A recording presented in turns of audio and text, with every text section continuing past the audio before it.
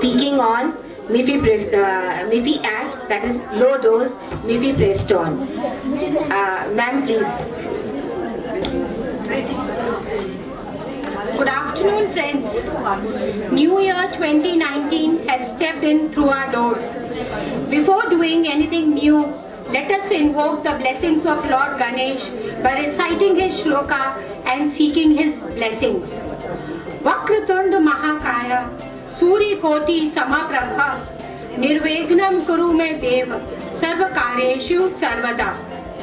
With this, we are assured of a great and a better year ahead. It is time to leave behind the old and usher in the new with good spirit and cheer. दोस्तों, छोड़कर पुरानी चादर, नया विश्वास ओढ़े हम, परम आशा उमंग उत्साह से नया वर्ष मनाएं हम. Dear seniors and friends, a very warm hug on this wintry afternoon and warmest wishes for a happy new year. Welcome to this much awaited day, celebrating spreading happiness, our theme of today. DGF and WOW India are delighted to have you all here today. I am sure all of us, old and new members, have experienced the joy of meeting and greeting, celebrating achievements, learning, sharing and serving the society through this platform. Spreading happiness, our new year resolution starts with each one of us being a very happy and a joyful soul. Sharing our small acts of joy with each other. These small acts collectively can contribute to a happy society and a happier country at large. So let us pledge, we will be there for one another as fellow members of humanity in the finest sense of the word. And by the time Earth makes another 365 turns, we shall plant saplings of happiness in innumerable hearts that would bear joyous fruits for years to come. नूतन वर्ष 2019 में आज का कार्यक्रम शुरू करते हैं इन चंद पंक्तियों के साथ. ये साल हमारी किस्मत में कुछ नए सितारे ताकेगा. ये साल हमारी किस्मत में कुछ नए सितारे ताकेगा. ये साल हमारी हिम्मत को कुछ नई नजर से आकेगा. ये साल हमारी हिम्मत को कुछ नई नजर से आकेगा. इस साल अगर अंबर से दुख की बदली को हटा दें. इस साल अगर अंबर से दुख की बदली को हटा दें तो मुमकिन है कि इसी साल हम सब में सूरज झांकेगा. आइए आज हम सब साथ मिलकर ढेर सारी खुशियों को समेटते हैं, इकट्ठा करते हैं और आत्मविभोर होकर जीवन के नए रंगों का आनंद लेते हैं. हर रंग नया सा, हर रूप नया सा, दिल में हो आज एहसास नया सा. नया साल है नई उमंगे, मन में हो हर ख्वाब नया सा. आओ ख्वाबों को हकीकत में बदलें, करके कुछ अलग सा, कुछ नया सा. Friends, remember, success of any program requires a good lunch. Today is going to be a New Year treat for all of you. And now we will be learning about mifepristone, a drug used for medical abortion in its new avatar to treat fibroid uterus. And it's my pleasure and proud moment to invite none other than Dr. Sharda Jain to speak about this promising drug to treat fibroids. Let's all welcome her by a loud round of applause.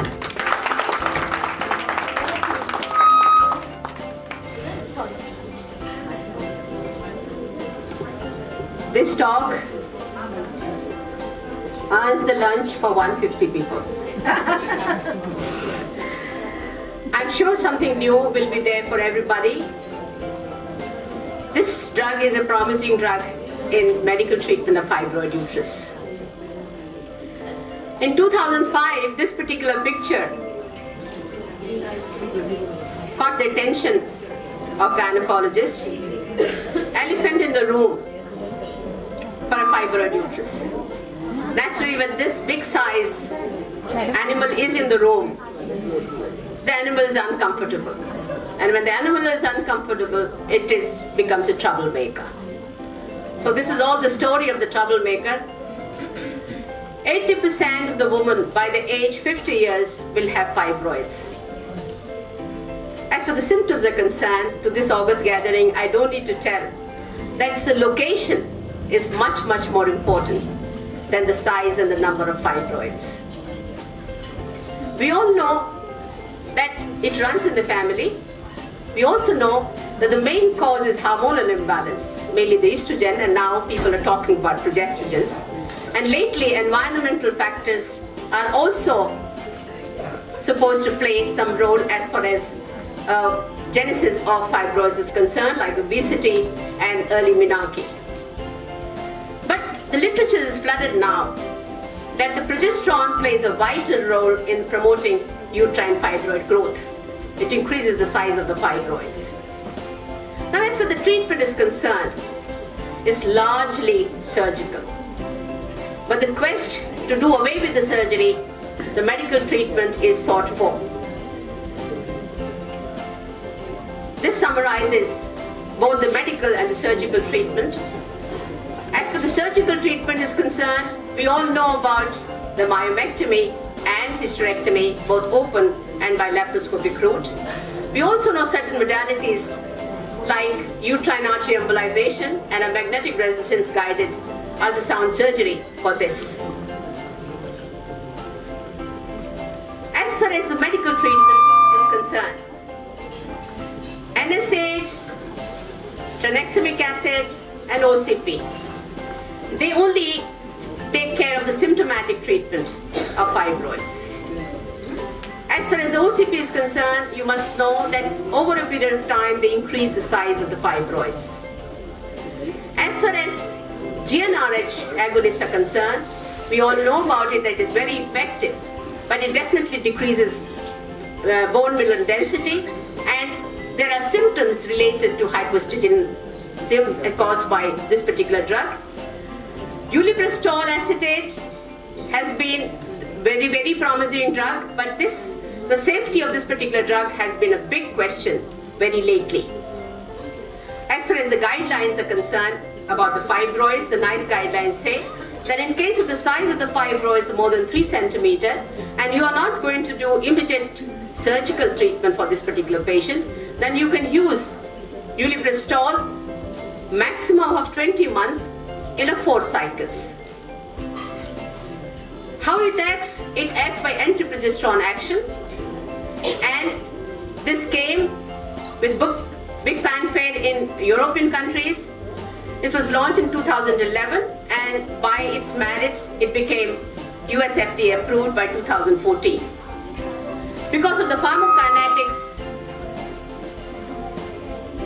the special warnings and precautions were issued for patients who are with a renal impairment and for hepatic impairment.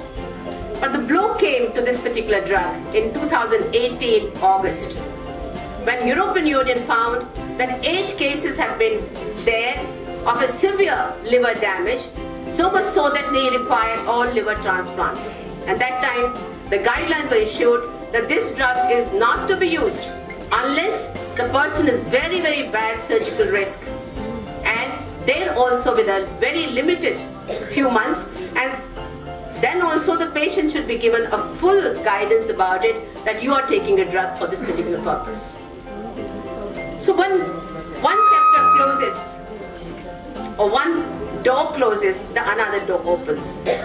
Not that low-dose mifepristone had not been there, it has been there since 2005, but now we are going to really talk about this today. It's a promising drug.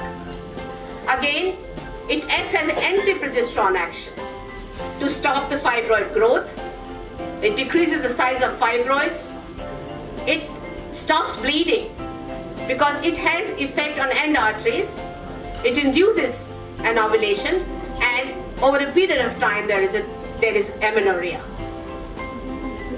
As far as this drug is concerned, since 2007 there are 13 Indian clinical trials, 4 meta-analyses. The first time it was reported in 2009 in human reproduction, and it was thought that 90% of patients will find decrease in blood loss markedly, along with amenorrhea, in good 3 months of time. Then came the report from Dr. Alka Kriplani. This was an ICMR study, again done from All India Institute of Medical Sciences. Again, she said the same thing, that the dose of 25 milligram is very effective to bring down the blood loss as far as concerned, and they'll end up in amenorrhea in good 3 months of time. Then there have been multiple studies telling the same thing about this particular drug. And then in 2011, you found that Foxy had done a survey of these 11 studies, and Madam Usha Krishna said the mifepristone did not reduce bone mineral density and does not cause hot flushes, which is very typical of GnRH agonist drugs. As far as it has a potential of clinical benefits prior to surgery also, because it increases hemoglobin level, it reduces the operative blood loss, and so the need of transfusion is not there. It reduces the fibroid size, and the surgery becomes absolutely very easy. In comparison to leupride acetate, you find that the decrease in blood loss of the uterus is much more than GnRH agonist. This particular big study again showing this comparison. The only thing what has to be done about this particular drug, that this tablet has to be started, preferably if you start in the first 7 days, it is very effective, so much so that by the end of 30 days you will not have a withdrawal bleeding. But if it is started a little later, and once the dominant follicles are there, then in that particular case you find there can be a little withdrawal bleeding as a result of this. Where can it be used? It can be used in a perimenopausal woman where the menopause is around the corner. There, not only decreases the blood loss, it decreases the size, and then the patient automatically switches over to menopause. In a younger patient, you find where the fibroid has been there, but it's difficult to approach it hysteroscopically or by laparoscopically, you can give this particular drug. And lastly, whenever you find your patient's anemic, she's waiting for surgery, you can give this particular drug, and the advantages just now I've told you.